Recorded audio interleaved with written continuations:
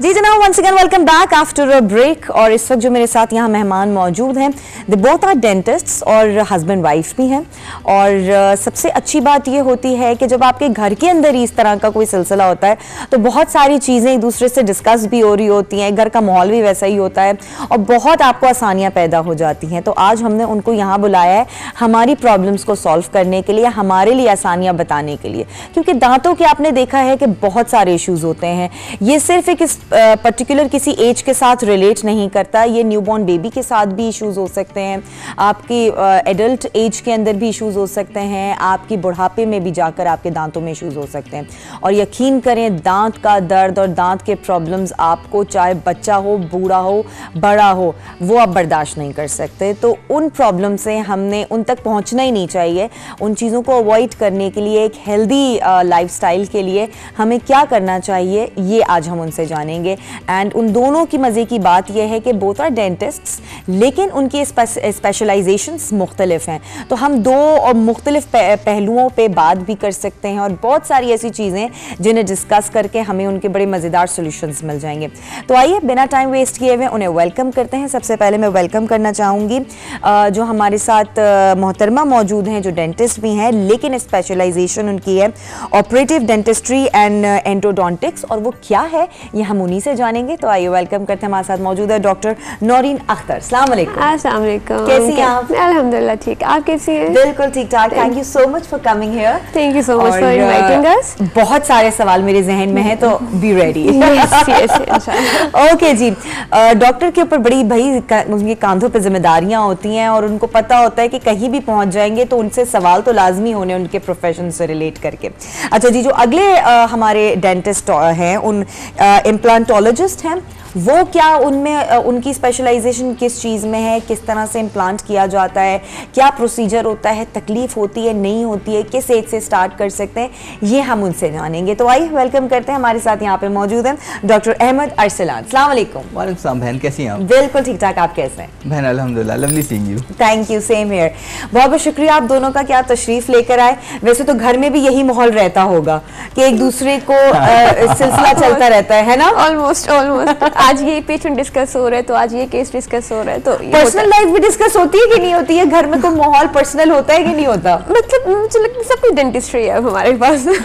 खाना पीना भी एक दूसरे को टोक लगती है कि जी ये नहीं खाना, इससे दांत खराब हो जाएंगे, एक दूसरे को याद करा रहे जी ब्रश करना लाजमी है, भूल तो नहीं गई? नहीं, ब्रश का हम याद करा देते हैं, याद भी रहता है, लेकिन खाने पीने में ऐसा कोई टोक नहीं है, क्योंकि खाना पीना आप सब कुछ खाएं, सब कुछ खाएं जो भी आप खाना चाह रहे हैं। उसके बाद एक कंडीशन है कि आप ब्रश कर लें। केयर जरूर करनी चाहिए, डेफिनेटली। आफ्टर केयर जो है ना बहुत जरूरी। ठीक है। अच्छा नौरीन, अब आपसे सवाल मैं यही करूंगी, क्योंकि जो आपकी स्पेशलाइजेशन है डेंटिस्ट्री के बारे में तो हर इंसान जानता है कि दांतों से रिलेटेड जितनी भी इश्यूज होते हैं उनको डेंटिस्ट कहा जाता है, जो उनको लुक आफ्टर करते हैं। लेकिन जाहिर है इसकी ये भी एक बहुत बड़ी वास्ट फील्ड है, इसमें मुख्तलिफ किस्म के आपके शोबे होते हैं। तो जो आपने शोबा चूज किया तो उसके बारे में जरा हमें बताइएगा कि उसमें क्या किया जाता है? अच्छा, मेरा शोबा है ऑपरेटिव डेंटिस्ट्री एंड एंडोडोंटिक्स। इसमें ये है कि दांतों में जो कीड़ा लग जाता है, केरीज, ऑलमोस्ट हर एक इंसान के दांत, मुंह में एक एक दांत तो लाजमी होगा जिसमें केरीज होंगे, ठीक है। उनकी फिलिंग्स, उनकी रेस्टोरेशन कंप्लीट। अगर बहुत ज़्यादा कीड़ा लग गया है और बिल्कुल कोई आपको डेंटिस्ट कह दे या कोई भी कह दे कि जी, या पेशेंट खुद सोच ले कि ये मेरे दांत में बहुत दर्द है, अब इसको निकाल दें, तो देयर आर वेज कि उनको सेव किया जा सकता है बाय रूट कैनाल, ठीक है। उसको हम एंडोडोंटिक्स कहते हैं। अच्छा। तो हर कीड़ा लगे दांत की रेस्टोरेशन एंड एंडोडोंटिक्स जो है वो मेरी फील्ड में आती है। ठीक है, मतलब दांत निकालना का शौक आपको भी है? अक्सर मुझे डॉक्टर्स, डेंटिस्ट मिलते हैं जिन्हें दांत निकालने का शौक होता है। नहीं, मेरा बचाने का शौक है। बचाने का शौक है। ठीक है। अच्छा अहमद, आपकी तरफ आऊंगी। आपकी जो प्लांटोलॉजिस्ट, जो आपकी प्लांटोलॉजिस्ट जो फील्ड है, इसमें आपका जो शोबा है आपको क्या सिखाता है, क्या क्या चीजें आपके अंडर आ जाती हैं? बहन, इम्प्लांटोलॉजी जो है उसमें ये होता है कि गॉड फॉरबिड अगर दांत निकलवाना ही पड़ जाए तो उसको रिप्लेस किस तरह करवाना है। पहले ज़मानों में ये होता था कि वो आपने देखा होगा, वो एक डेंचर लग जाता था जी। फिर उसके बाद ये था कि वो डेंचर जो होता है उसको उतारते हैं और चढ़ाते हैं। फिर दूसरी ऑप्शन हमारे पास आती है कि वो डॉक्टर साहबा को हम बोलते हैं जी डॉक्टर साहब प्लीज़ दाएं और बाएं वाले दांत को रूट कनाल कर दें, और फिर ऊपर ना हम ब्रिज लगा लेते थे दाएं और बाएं को काटने के बाद। अभी टेक्नोलॉजी थोड़ी सी और एडवांस हो गई है, तो हम दुनिया ने ये सोचा कि जी हमें दाएं और बाएं वाला दांत काटना क्यों पड़े, तो उनको काटे बगैर उसी दांत को एक दांत की जगह अगर एक दांत रिप्लेस करना हो या ज़्यादा दांत रिप्लेस करने हो तो उसमें इम्प्लांट लगता है जो कि एक आपका रूट के ऑल्टरनेटिव होता है जो कि टाइटेनियम का बना होता है, और उसके ऊपर क्राउन लग जाता है। तो मतलब एक दांत के बजाय एक दांत लग सकता है, या अगर किसी के कुछ बूढ़े लोग होते हैं उन्होंने डेंचर लगाए हुए और वो डेंचर से तंग आ जाए और वो कहते हैं जी we want a slightly more fixed option, तो उनको भी फिक्स्ड ऑप्शन दिया जा सकता है। अच्छा, मतलब एक दांत के साथ भी हो सकता है और पूरी बत्तीसी के साथ भी हो सकता है। Fixed option basically. Fixed option, okay fine. अच्छा नौरीन ये बताइएगा, सबसे अहम मसला दांतों में अक्सर जो देखा और सुना जाता है वो है कीड़ा लगने का। ठीक है, अब मुझे सबसे पहले तो ये बताएं कि ये कीड़ा किस तरह से लगता है और किस एज में सबसे ज़्यादा चांसेस होते हैं कीड़ा लगने के? अच्छा, बेसिकली होता ये कि जब हम खाना खाते हैं हमारे मुंह में नॉर्मली भी बैक्टीरियाज मौजूद है, अभी भी इस टाइम भी, ठीक है।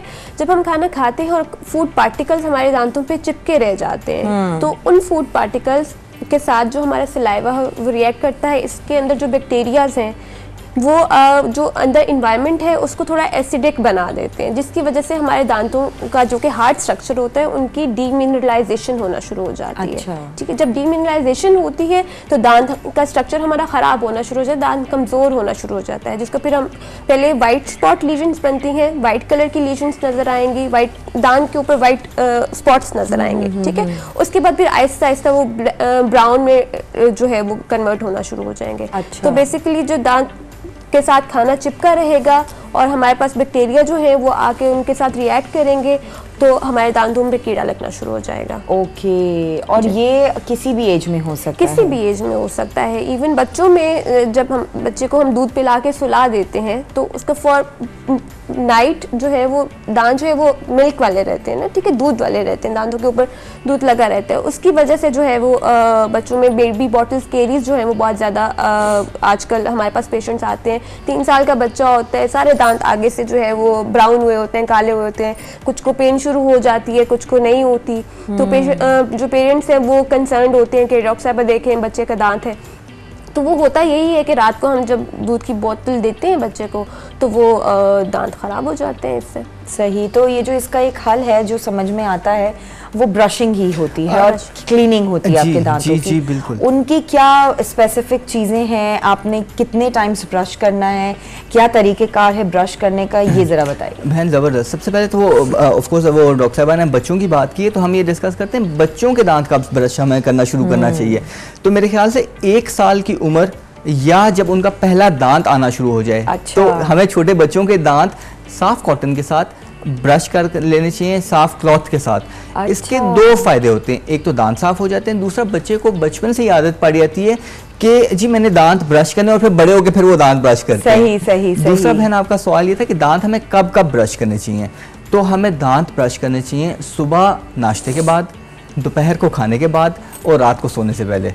ठीक है, ताकि मेन मकसद जो ब्रशिंग का है कि खाना रिमूव हो जाए, तो ये पूरा हो जाएगा इससे। बिल्कुल, और वो जो हमारी आदत होती है ना कि अक्सर हम सोने से पहले खाते हैं कुछ ना कुछ। जी एग्जैक्टली। तो उसके लिए बड़ा जरूरी होता है कि रात का जो ब्रशिंग है। यस। और वो दूसरी बात वो डॉक्टर साहबा ने जो की थी बेबी बॉटल केरीज की, तो बेबी बॉटल केरीज को अवॉइड करने का तरीका ये, जो आखिरी बोतल है ना बच्चे को दूध पिलाने के बाद, वो हम उनको पानी थोड़ा सा पिला दें बोतल में ही डाल के, ताकि वो जो मुंह में लगा फ्लश हो जाए वो सारा जो वो पार्टिकल्स मिलके हैं। यस, सही। अच्छा, तो प्रॉपर एक तरीका भी होता है कि जी ब्रश किस तरह से करना चाहिए?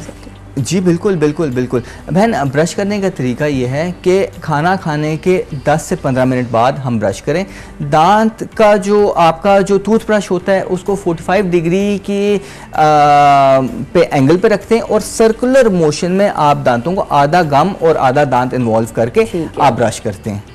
अब आजकल देखें ना कि कितने डिफरेंट किस्म के ब्रशेस के शेप्स भी आ चुके हैं। Exactly. तो कौन सा ब्रश का शेप जो है वो आप समझते हैं कि सही रिकमेंड होना चाहिए अच्छी ब्रशिंग के लिए? बहन shapes they are all good. हमें ये डिस्कस करना चाहिए कि हार्ड इस्तेमाल करना है, मीडियम करना है या सॉफ्ट करना है। तो हमें जो इस्तेमाल करना चाहिए वो सॉफ्ट करना चाहिए, क्योंकि जो हार्ड जो आपका वो बना है ना ब्रश, वो उसमें काला कोला ही लगाएं बालों को। जो सॉफ्ट है ना वो हम इस्तेमाल करें ताकि हमारे दांत जो हैं वो घिसे नहीं।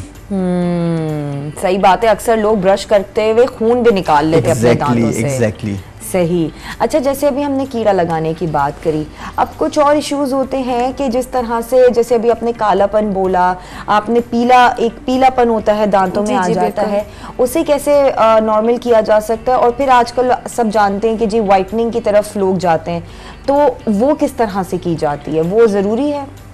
वाइटनिंग बेसिकली एक कॉस्मेटिक प्रोसीजर है, ठीक है। अगर कोई भी पेशेंट या कोई भी मैं कह लूँ या कोई भी अपने दांतों के कलर से सेटिस्फाइड नहीं है, ठीक है, कुछ ऐसे लोग होते हैं, कुछ में ये होता है कि स्टेनिंग जो है वो उनमें होती है, विद एज भी होता है, विद ईटिंग हैबिट्स होता है। कोई फिजी ड्रिंक्स बहुत ज़्यादा लेते हैं, उसके बाद हम रिंस नहीं करते, चाय कॉफ़ी बहुत ज़्यादा लेते हैं, उसके बाद हम कुली नहीं करते, कलरिंग एजेंट्स वाली फूड्स जो लेते हैं तो उनमें डिस्कलरेशन हो जाती है। अच्छा। उनमें जो है वाइटनिंग इंडिकेटेड होती है इफ़ पेशेंट वांट्स। अच्छा, ठीक है। उसके अलावा एक इंट्रिंसिक स्टेनिंग होती है जो कि बाय दांतों के अंदर कोई डिफेक्ट हो जिसकी वजह से होती है। इसमें सबसे ज़्यादा आ जाता है ड्यूरिंग प्रेगनेंसी, अगर मदर जो है टेट्रासाइक्लिन एक मेडिसिन है, एंटीबायोटिक है, वो ले लेती है, तो उसमें जो बेबी होगा उसके दांतों पे सामने ब्लैक बैंड्स बन जाएंगे, ठीक है। वो ब्लैक या ब्राउन बैंड्स जो है वो इंट्रिंसिक स्टेन है, वो कभी भी नहीं जाते, ठीक है। वाइटनिंग से वो लाइट हो जाते हैं, वो जाते नहीं हैं। फिर जो हमारा बचपन जिस एरिया में गुजरता है, हमारे पाकिस्तान में मियाँ वाली, खुशाब, मुल्तान, ये वाला एरिया ऐसा है जहाँ का पानी खारा है, इसमें फ्लोराइड ज़्यादा है, फ्लोरोसिस हो जाता है, उनमें ब्राउन स्पॉट्स बन जाते हैं। पेशेंट आते हैं कि मैम हम ब्रश भी करते हैं, रात को भी करते हैं, सुबह भी करते हैं, 4-4, 5-5 दफ़ा करते हैं, लेकिन ये है कि ये जो ब्राउन स्पॉट्स हैं ये नहीं जा रहे। तो बेसिकली वो फ्लोराइड की वजह से होते हैं। अच्छा। उनके खारा पानी होने की वजह से। उनमें भी हमारे पास ये ऑप्शन होता है कि हम दांतों की पहले अच्छे से स्केलिंग एंड पॉलिशिंग करके उसके बाद वाइटनिंग की जाती है, ठीक है। वाइटनिंग के बाद भी अगर फिर भी स्पॉट्स ना जाएँ तो फिर विनेयरिंग की तरफ जाया जाता है। तो yes, whitening is a good procedure, cosmetic भी है और इसमें बहुत सारे जो है वो पेशेंट्स कराते हैं, बहुत ही अच्छा है। और इसके अलावा पेशेंट जो है वो कंसर्न होते हैं कि जी इसके कोई हार्मफुल इफ़ेक्ट्स तो नहीं है या दांत खराब हो जाते हैं, तो ऐसा भी कुछ भी नहीं है। सही है। अच्छा, आपने प्रेग्नेंट खवातीन के हवाले से बात करी, अक्सर प्रेग्नेंट लेडीज, जैसे अभी तो खैर बच्चों की बात हो रही थी, जी जी। लेकिन जब वो खुद जब कंसीव करती हैं तो उनके भी दांतों में इश्यूज शुरू हो जाते हैं। तो इज इट राइट और wrong? Yes, is it right, because क्योंकि हमारी जो बॉडी है वो प्रेगनेंसी में बहुत सारे चेंजेस से गुजर रही होती है, बहुत ज़्यादा हार्मोन्स चेंज होते हैं, पूरी बॉडी में जब चेंजेस आ रहे होते हैं तो हमारे जो गम्स हैं, जो पेरिडोंटल टिश्यू है, इसमें भी जो है वो जो जिंजिवल फ्लूइड्स हैं, ठीक है, इनमें भी चेंजेस आते हैं। उन चेंजेस की वजह से ऐसा होता है कि जिंजिवाइटिस बहुत ज़्यादा हो जाता है, गम्स में स्वेलिंग हो जाती है और ये सब, और ब्लीडिंग गम्स के साथ बहुत ज़्यादा खवातीन आती हैं। तो उनमें भी यही होता है कि हम उनको स्केलिंग रिकमेंड करते हैं और ओरल हाइजीन इंस्ट्रक्शंस ही देते हैं। अच्छा, ऐसे कमज़ोरी तो नहीं, दांत में कमज़ोर तो नहीं हो जाते? नहीं, स्केलिंग से बिल्कुल दांत कमज़ोर नहीं होती। ये बहुत बड़ी मिथ है कि जी डॉक्टर साहब मैंने स्केलिंग कराई थी और उसके बाद मेरे दांत हिलना शुरू हो गए, उस डेंटिस्ट ने सारे दांत मेरे हिला दिए। ऐसा कुछ भी नहीं होता। ये आपका वो एक वहम होता है जो आपको फील होना शुरू हो जाता है। ये एक डेंटल मिथ है जी, इसको मिथ हम कहते हैं कि जी आप ऑब्वियसली अब जब सारी उम्र जो है हम डेंटिस्ट के पास नहीं जाएंगे, हमें दर्द होगी, हम फिर कहीं जाएंगे और सारी उम्र का प्लाक जो जमा हुआ है वो जब एक डेंटिस्ट रिमूव करेगा बाय स्केलिंग, तो जो गम्स और दांतों के बीच में जो प्लाक था और जो वक्त के साथ साथ सॉलिड होके कैलकुलस बन जाता है, ठीक अच्छा। है। जब वो हम रिमूव करेंगे तो ऑब्वियसली दांतों में गैप भी आएगा और विद टाइम जो है वो चीज़ें ठीक होंगी, तो वो जी पेशेंट काफ़ी ज़्यादा, क्योंकि सेंसिटिविटी उनको हो रही होती है और काफ़ी के जी बस हमारे दांत हिला दिए, तो जी नहीं, स्केलिंग से जो है ना दांत आपके तब हिलेंगे जब हम 40 साल में सिर्फ एक दफ़ा स्केलिंग कराएंगे। अगर हम ईयरली डेंटिस्ट के पास जाते रहेंगे फॉर चेकअप और वो ईयरली आपको आपका डेंटिस्ट बताएगा कि जी आपके यहाँ पे स्केलिंग की ज़रूरत है, यहाँ पे फिलिंग की ज़रूरत है, तो बिल्कुल भी स्केलिंग से कोई दांतों में कमजोरी नहीं होती। अच्छा, अभी आपने गैप की बात करी, एकदम से मेरे जहन में आया कि गैप के साथ साथ कुछ दांत मिसिंग भी होते हैं। जी बहन। तो उसकी क्या ट्रीटमेंट होती है? क्योंकि जाहिर है जब आप, और फिर कुछ दांत मैंने देखे हैं कि लोगों के आगे पीछे ग्रो कर रहे होते हैं, वो भी एक वो लुक भी अजीब देता है, तो उसकी क्या ट्रीटमेंट हो सकती है? बहन, सबसे पहले तो हम ये डिस्कस करते हैं, अगर गैप आ गया तो उसको हमें रिप्लेस क्यों कराना है। अगर आपका एक दांत मिसिंग है तो बहन रिप्लेस इसलिए हमें दांत को कराने की ज़रूरत है कि अगर एक नीचे वाला दांत मिसिंग है तो कुछ अर्से बाद अल्लाह ताला ने तमाम चीज़ें इक्विलिब्रियम में बनाई हैं, तो आपका ऊपर वाला दांत नीचे आना शुरू हो जाएगा, साथ वाले दांत टेढ़े होने शुरू हो जाएंगे। तो इस पे हमारे पास मल्टीपल ट्रीटमेंट ऑप्शंस हैं, तो उसमें ब्रिज एक ऑप्शन है और इम्प्लांट एक बड़ा बेहतरीन ऑप्शन है। तो डेंटल इम्प्लांट्स जो हैं, फिर वो हम इधर मैं क्योंकि एक इम्प्लांटोलॉजिस्ट हूँ, तो आई सजेस्ट कि लोगों को एक्सरे करवाने के बाद डेंटिस्ट से पूछ लेना चाहिए कि हमारे लिए बेस्ट ऑप्शन क्या है। तो implants is a wonderful option जिसको हम वो कर सकते हैं। दूसरा बहन आपने बात की दांत टेढ़े होने की। कुछ बच्चे होते हैं जिनके कंजेनिटली दांत टेढ़े हो जाते हैं, या कुछ बच्चे ऐसे होते हैं जिनके वक्त से पहले अगर दांत निकलवाए जाते हैं तो उनके दांत टेढ़े हो जाते हैं। ठीक है। तो इन दांतों के टेढ़े होने की वजह से हमें परेशान नहीं होना चाहिए। बिल्कुल। एक स्पेशलाइजेशन हमारी क्लिनिक में भी है, उनको कहते हैं ऑर्थोडोंटिस्ट। तो वो हमारे दांतों को तारों की तारें लगा के, जिनको ब्रेसेस कहते हैं, उससे सीधे कर सकते हैं। दूसरी ऑप्शन होती है रिमूवेबल अप्लायंसेस होते हैं, वो भी इस्तेमाल कर सकते हैं। तीसरी ऑप्शन ऐसी होती हैं कि कुछ लोग चाहते हैं कि हमें नज़र ना आए तारें, तो वो आजकल एक ट्रांसपेरेंट यस इनविजिलाइन उसको कहते हैं, या क्लियर पाथ आजकल चला हुआ है, तो वो इस्तेमाल कर सकते हैं। ठीक है। अच्छा, अक्सर लोग ब्रेसेस जब निकल जाते हैं, उनके ड्यूरेशन ख़त्म हो जाता है, तो उनको वो ब्रैकेट्स लगते हैं उनको मेंटेन रखने के लिए। अगर वो ब्रैकेट्स ना लगाएं तो कितना ज़रूरी है वैसे ब्रैकेट लगाना, ये बताइएगा, और नहीं लगाएंगे तो क्या होगा? बहन, रिटेनर हम इस्तेमाल करते हैं। बहन, डिपेंड करता है सिचुएशन पे कि कितने अरसे के लिए वो इस्तेमाल करनी है। अक्सर ऑर्थोडोंटिस्ट कहते हैं कि जी महीने से 2 महीना इस्तेमाल कर लें और फिर रात को पहनना शुरू कर दें। अगर वो हम इस्तेमाल नहीं करेंगे तो हमारे दांतों की मेमोरी होती है, तो वो वापस अपनी जगह पे जाने की कोशिश करते हैं, तो फिर रीलैप्स हो जाता है, फिर दांत दोबारा टेढ़े हो जाते हैं, फिर दोबारा हमें ब्रेसेस लगाने पड़ जाते हैं, तो वो प्रोसीजर फिर खत्म ही नहीं होगा। हाँ, फिर वो एक किस्म का चलता रहता है। वो तो चलता ही रहेगा। हाँ। अच्छा, एक और चीज़ बताइएगा, बच्चों के तो खैर बहुत ढेर सारे मसले होते हैं। एक होता है बच्चों का मसला कि जी कोई चीज़ उन्होंने खाई, अब जैसे चॉकलेट्स खा रहे हैं, टॉफ़ीज़ खा रहे हैं, एक तो वो वैसे ही उनका ये होता है कि वो मुंह में बहुत ज़्यादा रखना है। फिर बाइट्स भी बच्चे अक्सर मुंह में घंटों घंटों रखे रहते हैं यहाँ साइड में, तो वो भी इन्फेक्शंस क्रिएट कर सकते हैं। बिल्कुल कर सकता है। बेसिकली मैंने बताया ना कि जब खाना जो है वो दांत के साथ चिपका रहेगा, हमारी ओरल कैविटी में हमारे मुंह में खाना रहेगा, तो खाना जो है वो उसकी पीएच चेंज हो जाती है, और उसकी वजह से क्या होता है कि दांतों की डीमिनरलाइजेशन शुरू हो जाती है। तो देखिए, अब 2 से 3 घंटे तक एक फूड पार्टिकल चिपका हुआ है हमारे दांत के साथ, और बैक्टीरियाज भी हैं, सलाइवा भी, सब कुछ है, तो वहाँ पे ऑब्वियसली डीमिनरलाइजेशन होगी और दांतों में कैविटीज़ बनेंगी। तो जब वो कैविटीज़ बनेंगी तो कुछ अरसा तो ये होता है कि अगर आप चेकअप कराते रहें तो कैविटीज़ को डेंटिस्ट बता देते हैं कि जी इसमें फिलिंग की ज़रूरत है। सही। फिर बीच में अक्सर पेशेंट्स आते हैं, बच्चों की अगर आपने बात की है तो 6 से 7 साल का बच्चा आ रहा होता है कि पीछे के जो दांत हैं, जो कि होते दूध के दांत हैं लेकिन होती दाढ़ें हैं, ठीक है, पीछे 2 दांत बड़े होते हैं जो उनके च्यूइंग में 7 ईयर्स तक च्यूइंग में काम आते हैं, तो वो उनके काफी खराब होते हैं। बिल्कुल। और अक्सर बच्चों को फिलिंग भी समझ में नहीं आ रही होती है, समझ आती, वो भी अक्सर खाना पीना करने के अंदर फिलिंग निकल जाती है। एग्जैक्टली ऐसे ही होता है। तो फिर उन दांतों में ऐसा होता है कि अक्सर जब पेन हो जाती है तो अब अक्सर हमें पेरेंट्स कहते हैं कि जी डॉक्टर साहब दूध का दांत है, निकाल दें, या दूध का दांत है, इसको क्या बचाना, मजबूत दांत तो थोड़े रास्ते में आ ही जाएगा, वो दांत तो आ जाएगा। तो इसमें हम बताते चलें कि जब वो जो पीछे दांत है ना, एक बड़ी दाढ़ तो हमारी 6 साल की उम्र में आ जाती है, उससे पहले हमारी 2 दाढ़ें ऐसी होती हैं जो दूध की होती हैं, लेकिन वो निकलती हैं 9 से 11 साल की उम्र में। ठीक है। तो अगर 6 साल की उम्र में या 5 साल की उम्र में बच्चा उस दांत की दर्द के लिए आ रहा है और पेरेंट्स कह रहे हैं कि इस दांत को निकाल दें, इसको ना बचाएं, तो ये एक जो है आगे बच्चे के लिए प्रॉब्लम कर सकती है, क्योंकि जो हमारे दूध के दांत होते हैं वो एक गाइडलाइन होते हैं परमानेंट दांतों के लिए कि वो सीधे आए।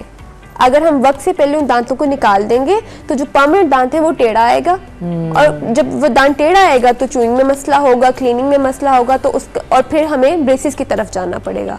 तो इतना लंबा विशियस साइकिल चलाने की बजाय अगर हम उसी दांत की एहतियात अगर कर लेंगे, एहतियात कर लें, अगर पेनफुल हो गया है तो उनकी दूध के दांतों का एक ट्रीटमेंट होता है पल्पेक्टमी और पल्पोटमी। जैसे बड़े दांतों, बड़े एडल्ट्स का हम करते हैं दांत की रूट कैनाल करते हैं, उसी तरह से बच्चों की भी एक तरह से ये रूट कैनाल ही होती है, इसको हम पल्पेक्टमी कहते हैं। पल्पेक्टमी कर दी जाती है और ऊपर परमानेंट फिलिंग करके दांत को रिस्टोर कर दिया जाता है, सो दैट वो 9 to 10 ईयर्स तक वो दांत चल जाए जब तक परमानेंट दांत नहीं आता। ठीक है। अच्छा, रूट कनाल के ऊपर कैपिंग भी करवाना बहुत ज़्यादा लाजमी है, जो नहीं करवाते वो फिर क्या मसला होता है? कैपिंग कराना रूट कैनाल के बाद इसलिए लाजमी है। रूट कैनाल बेसिकली है क्या? रूट कैनाल में ये होता है कि हम दांतों की जो nerve supply and blood supply है उसको काट देते हैं और उसमें हम एक inert material as a filling material रख देते हैं। ठीक है। अब होता ये है कि रूट कैनाल ट्रीटेड जो दांत होते हैं वो थोड़ा ब्रिटल हो जाता है विद टाइम, तो वो कभी भी आप नॉर्मली खाना खा रहे हो और एकदम से फोर्स दांत पे लग जाए तो दांत टूट सकता है। तो आपने पहले तो पेन बर्दाश्त की, फिर आपने रूट कैनाल करवाई, फिर वो दोबारा दांत टूट गया तो पेशेंट हो जाते हैं कि भाई ये तो दांत टूट गया, ये तो नहीं टूटना चाहिए था। उसका ये होता है कि उस दांत की कॉर्नल कवरेज होती है कि जो दांत होता है उसके ऊपर एक क्राउन लगा दिया जाता है जो कि थोड़ा स्ट्रेंथ वाला हो कि जो भी फोर्सेस है वो टूटता नहीं है। तो रूट कैनाल के बाद ये डेफिनेटली क्राउन कराना लाजमी है। ठीक है जी। बहुत और सवाल हैं मेरे जहन में जो हमारे मेहमानों से मैंने अभी पूछने, लेकिन उससे पहले एक छोटी सी ब्रेक लेंगे। ब्रेक से हम वापस जब आएंगे तब हम कंटिन्यू करेंगे इन सवालात को। आपने हमारे साथ ही रहना है। जी जनाब, once again welcome back after a break. और आपने ब्रेक से पहले देखा कि हमने काफ़ी सारे ऐसे सवाल जो थे वो हमारे मेहमानों से किए और बड़े अच्छे और हमें पुरसुकून जवाब मिले कि किस तरह से जो प्रॉब्लम्स जनरेट हो जाती हैं, चाहे वो बच्चों के हवाले से हो चाहे वो बड़ों के हवाले से हो, हमें कैसे ट्रीट करना चाहिए उन सारी चीज़ों को और क्या प्रिकॉशंस हो सकती हैं। अच्छा, थोड़ा सा आगे बढ़ेंगे। कुछ और सवाल मेरे जहन में है। नौरीन, सबसे पहले मैं आपसे एक और सवाल करना चाहती हूँ कि अक्सर हम दांतों को सख्त चीज़ें जो होती हैं उनसे तोड़ते हैं, मतलब जैसे कभी हमने बर्फ़ काट ली, अखरोट जैसी चीज़, बादाम जैसी चीज़, उनसे दांतों को कुछ नुकसान पहुंच सकता है? इनसे बिल्कुल दांतों को नुकसान पहुंच सकता है। ये बिडन है। हम हर पेशेंट को कहते हैं कि आप ऐसे प्लीज़ नहीं करें, क्योंकि जब आप एक सख्त चीज़ देखिए, आपको अल्लाह ताला ने हैमर दी है, आप क्यों अपने दांत को इस्तेमाल करें? दांत, अखरोट, बादाम, कोई भी चीज़ हम तोड़ेंगे तो हमारे जो दांतों पे बहुत ज़्यादा फोर्सेस लगेंगी। ठीक है, जब वो फोर्सेस के साथ दांत लगेगा, दांत चिप हो सकता है, दांत फ्रैक्चर हो सकता है। ऊपर जो इनामल लेयर है, लेट से कोई कहता है कि मेरे दांत बहुत मजबूत है, मैं तो सब कुछ तोड़ लेता हूँ, लेकिन उनकी जो अपर इनामल लेयर है वो अपग्रेड हो चुकी होती है, तो बिल्कुल भी नहीं तोड़ने चाहिए। बिल्कुल नहीं तोड़ने चाहिए। ठीक है। अच्छा, एक और चीज़ होती है, अक्सर लोगों को शिकायत होती है कि उनके मसूड़ों में से खून निकलता है और उनके मसूड़े स्वेल हुए हुए होते हैं, वो क्या रीज़न होती है? बिल्कुल बहन, वो मैं कंटिन्यूइंग जो डॉक्टर साहब ने बात की, अच्छा। ना सिर्फ ये कि बल्कि आपका एनामल चिप होता है, बल्कि कभी कभी ज़्यादा फोर्सेस लगाने की वजह से आपके जॉइंट्स भी ख़राब हो जाते हैं, जिसको TMJD कहते हैं। तो that itself is very troublesome। बहन, आपने वो ब्लीडिंग गम्स के बारे में पूछ रही थी।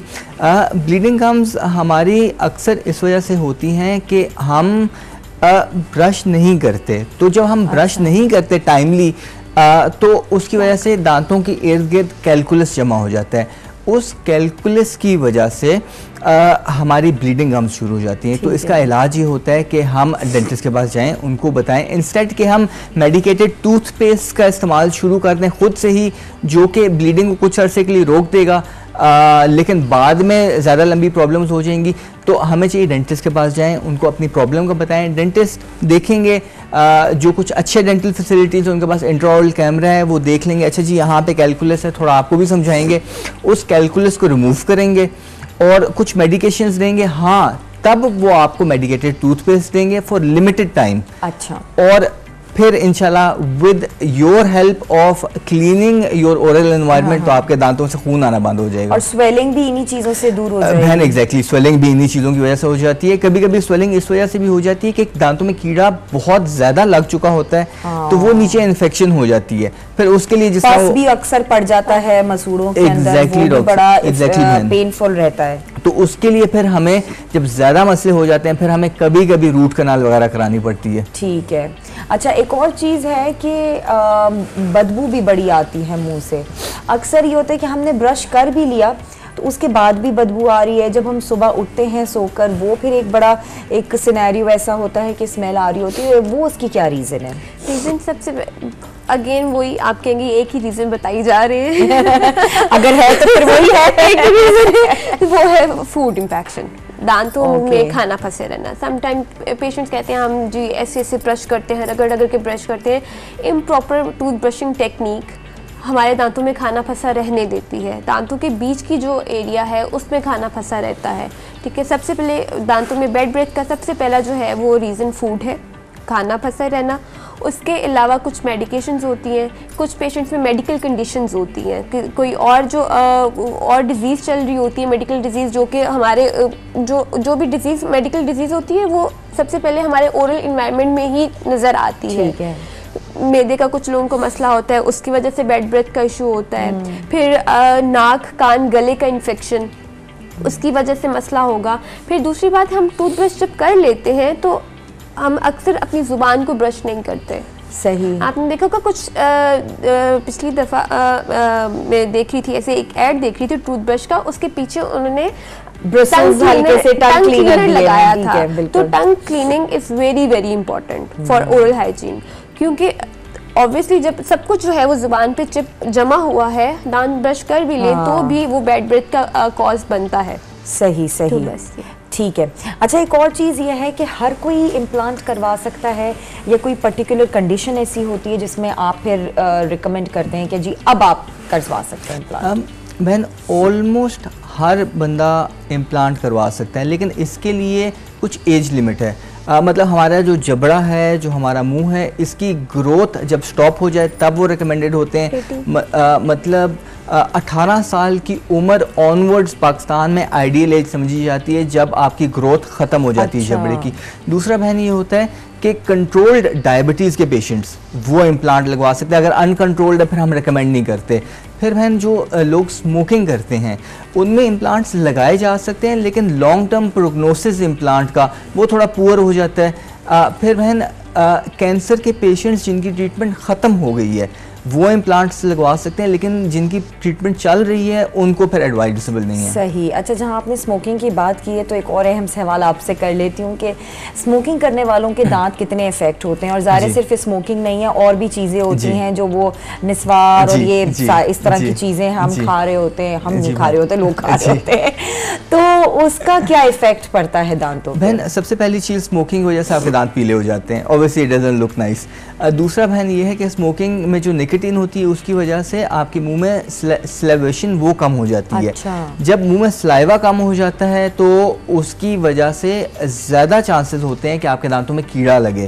फिर बहन वो पान और छालियाँ ना सिर्फ वो कैंसर कॉज करते हैं बल्कि आपने देखा होगा वो दांतों के रंग को भी खराब कर देते हैं। एग्जैक्टली, बिल्कुल, अंदर से प्लाक भी लग जाता है, अजीब और गरीब कंडीशन। फिर आपने वो देखा होगा कि जो लोग पान और छालियों का इस्तेमाल करते हैं उनका मुंह भी बड़ा कम खुलता है, तो उनको एक बीमारी हो जाती है, यहाँ पे अंदर बैंड्स बनने शुरू हो जाते हैं, उसको कहते हैं ओरल सबम्यूकस फाइब्रोसिस। तो वो अगर मतलब कुछ लोग तो पूरी ज़िंदगी अपने इस्तेमाल करते हैं, फिर आपने देखा उनका मुंह खुल नहीं सकता, तो वो उसके लिए फिर उनको सर्जरी करवानी पड़ती है। अच्छा, तो बेहतर है इस चीज़ को ना ही इस्तेमाल करें, ना ही इस्तेमाल करें। सही। अच्छा, एक और अब लोगों की आदत होती है अपने दांतों को घिसना, दांतों से ही दांत को यूं करके जो है ना, और फिर वो आपने खुद नोट किया होगा कि वो दांत का साइज और शेप भी कम हो जाता है, तो वो और क्या मजीद प्रॉब्लम्स जनरेट करता है? नाइट ग्राइंडिंग और ब्रक्सिज्म जिसको हम कहते हैं, वो बेसिकली रात में जब पेशेंट सो रहा होता है तो उसमें अनकॉन्शियस वो ग्राइंडिंग कर रहा होता है। इसमें ये है कि दांत हमारे इरोड होना शुरू हो जाते हैं। ठीक, अपर आपने बता दिया कि लोअर और अपर दोनों दांतों का साइज़ जो है वो ख़राब हो जाता है। अब कॉन्टीन्यूस क्लेंचिंग और कॉन्टीन्यूस ग्राइंडिंग की वजह से हमारा जो TMJ है, जो टेम्पोरोमैंडिबुलर जॉइंट है, ये जबड़े का जो जोड़ है जो हमारे स्कल को हमारी मैंडिबल के साथ जोड़ रहा है, इसमें मसले होना शुरू हो जाते हैं। अक्सर भी पेशेंट्स सुबह उठ के कहते हैं कि हमारे पास आते ही सिर्फ इस कंप्लेंट से कि जब मैं सुबह उठता हूँ तो मुझे दर्द हो रही होती है मुंह खोलने पे। उनको ये नहीं पता होता कि जी मैं रात को दांत आपस में जो है वो ब्रक्सिज्म कर रहा था, उनको ये पता लगता है कि बस मैं जब सुबह उठा हूँ तो मेरे यहाँ पे जबड़े में दर्द हो रही है।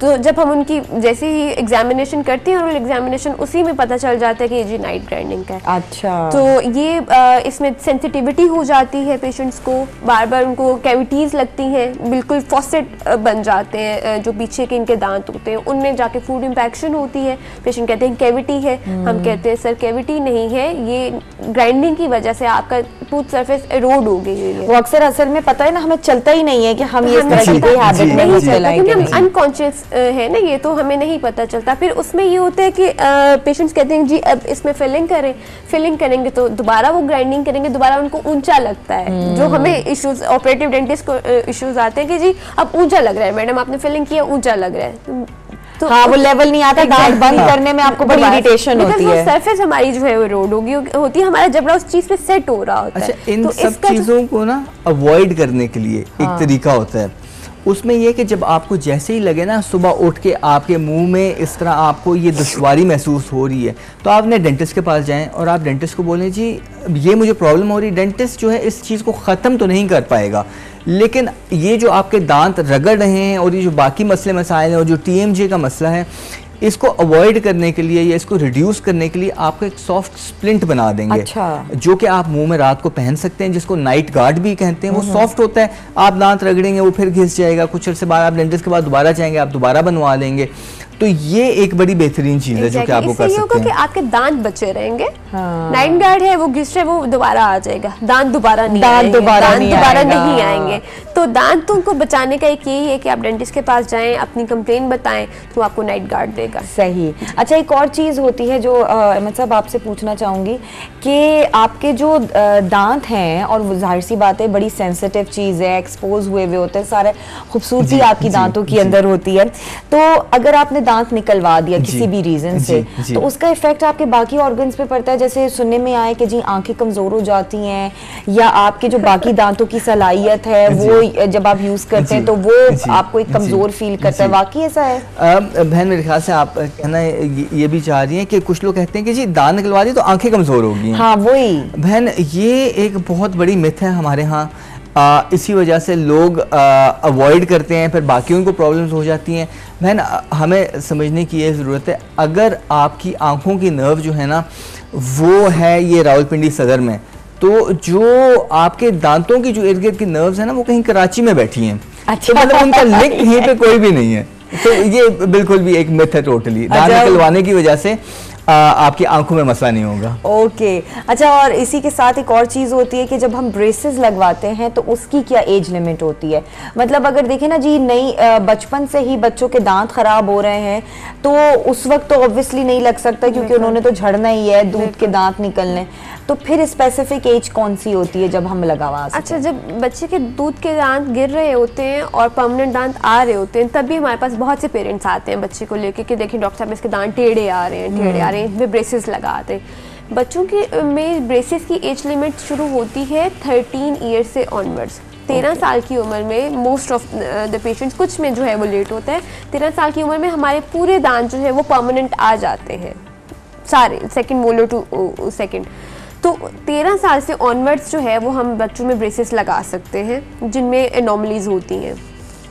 एडल्ट ऑर्थोडोंटिक्स भी है। कुछ लोग पेशेंट्स ये पूछते हैं कि जी अब हमारे दांत टेढ़े हो रहे हैं या हमने बचपन में इलाज नहीं कराया तो क्या अब हम जो है वो ब्रेसेस लगा सकते हैं, अब कोई हल बता दें।